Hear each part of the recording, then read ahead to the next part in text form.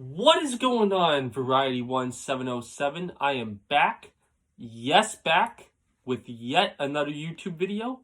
On the last video I did, it was about 1 month ago. It was a long time ago, folks. It was Athens Unveiled, my notes on Athens Unveiled, part one, number one. And the video was, if you guys want to look it up, it's on YouTube. It's called Mind Unveiled. That's the channel name. Alternative history, all that. We're going into part two on today's video. And I want to give an update that, yes, next video after this one that I'm doing is Rankin Park trail video number 3. It's been a long time, I know. Been raining, it's been windy, the elements have been out. I'm doing it. That's going to be the next video after this one. But I wanted to make this video because I haven't seen you guys in a while. Hope you guys are doing well. I'm doing okay. Stuff has been interesting, but we're making it through it. That's about it. If you like what you see, please feel free to give this video a like. And subscribe to my channel for more note videos, trail videos. I'm thinking of doing some bocce videos, recording people playing bocce when the season is up. It is springtime. The rain has ceased for at least 2 weeks here in the Bay Area. That's why I haven't been on too many trails, or no trails. And there are some places that I do want to explore after Rankin Park. We'll see what you guys think, or if you guys want, you guys can always leave me a comment, and I'll respond to that as quickly as I can, and love seeing you guys. Without further ado, let's get started with the second part of my notes here, and this is going to be a longer video because these notes are now going to be more extensive. In the first part, it was more of an introduction. We left off with the Moon-eyed people, and they could have been America's first civilizations. And so the last notes that I took is right here. It's a race of fair-skinned, light-haired people with beards, with big blue eyes, so sensitive to the sun. They lived in caves and only emerged at night. This is the next part of the video that he goes on to explain a tribe. It's called the Mandan tribe, and they looked European. And Lewis and Clark met them in 1804 and called them half-white and extremely curious folks. Now, there is a Mandan legend that was brought to him by a white man who appeared to the Mandan folk in a canoe. He taught them about medicine and influenced their religion, which is very similar to Christianity. Their religion that they formed with this white man in the canoe was very similar to Christianity. Now, he goes on to explain that the smallpox epidemic of 1837 hit the Mandan tribe. And no more information was explained about them. The Dewhair tribe were Irish. So this is another tribe that he talks about, and he's going to go more in depth on what they did, what they were. They had red or brown hair and it was long enough to their heels. Freckles, they had gray eyes, and were notably taller than other humans. Other natives, Other humans, other natives in the area. Most men wore mustaches, high leaders wore beards, and the location was on South Carolina, what is today known as South Carolina, United States.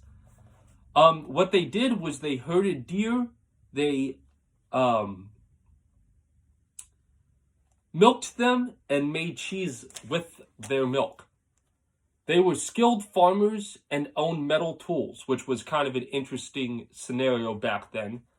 And they were known as the deer people. But having metal tools was the big point that he wanted to make, because at that point in time, in 1837, around this, metal tools in the United States were pretty much non-existent. A man named Datha was their chief, and had he lived in a palace made of stone. The name of Duhair was translated in Gaelic as Irish, as I am Irish as well, means the place of the clan Hair, or place of the Irish.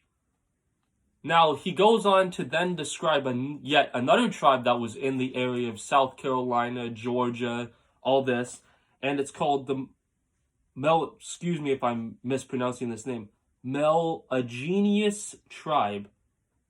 And they were found in the they weren't a tribe, but these were peoples, the Melagenius, and they were found in the mountains of Tennessee. And what this was, the Melagenius, was a term of about 40 families along the Tennessee-Virginia border. And they were dark-skinned and said to have a mixture of white, Indian, Negro, and Portuguese blood.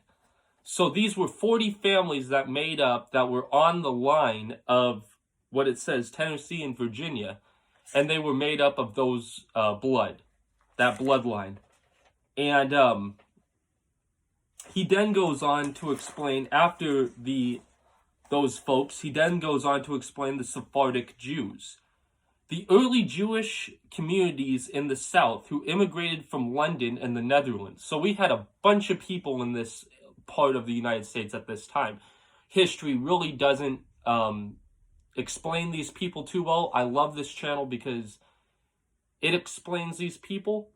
And they were, so they immigrated from London and the Netherlands, where they had settled following the expansion from Spain and Portugal in the late 15th century.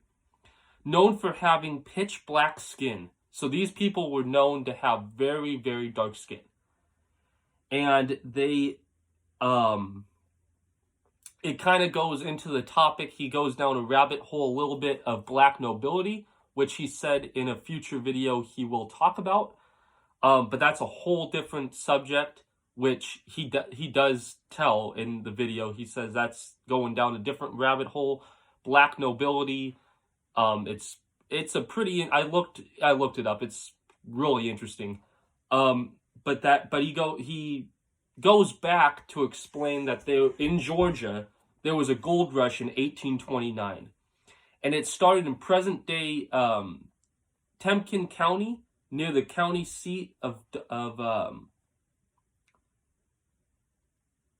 I'm sorry, these names, Daytona, and soon spread through the northern Georgia mountains following the Georgia Gold Belt. And this was the first official gold rush of the United States. People say that it was San Francisco in 1849. This actually was the first gold rush. And then it made gold pushed all the way across the United States to San Francisco. That's what, from what he was saying. And he's not claiming to have all the answers. Some of it might be true. From his research, this is what he came up with. And now going back once again to the Sephardic Jews, these folks were likely the first European settlers in the Southern Highlands. And they were involved in mining and international trade. So they were trading from folks that were in Europe and in Europe and parts of Asia Minor too, is what he was saying. And now this is the final note for this section. And the leaders of the 5 tribes that we described last video, and if you guys want, I could explain the tribes again: the Cherokee, the Chickasaw, the Choctaw, the Muskogee, and the Seminole. And these folks, what it says here, what they did was they traveled to Washington D.C. for treaty negotiations, so that they could still be part of the United States land. And then at the end of their negotiations, at the end of all those negotiations year after year, they then became Freemasons. That is the final note for this section. And there's many more sections coming up, but I want to let you guys digest each section before I go on to the other one, because it's pretty dense. This information is pretty dense. There's a lot of things that I missed. I didn't take complete notes. I mean, if I did, this would be a much larger amount of notes that I already have. Sorry, a fly just got in my face. But thank you guys so much for watching. I really appreciate it. I love you guys. Missed you guys. Haven't seen you guys in a month, as I said in the beginning of this video. And if you guys like what you see, please feel free to give this video a like, as it really does help my channel. And see you guys next time. And like I said, it will be Rankin Park Part 3. Thank you very much, and have a wonderful day. And love you guys. See you guys soon when I make another video on Variety 1707. All right, bye.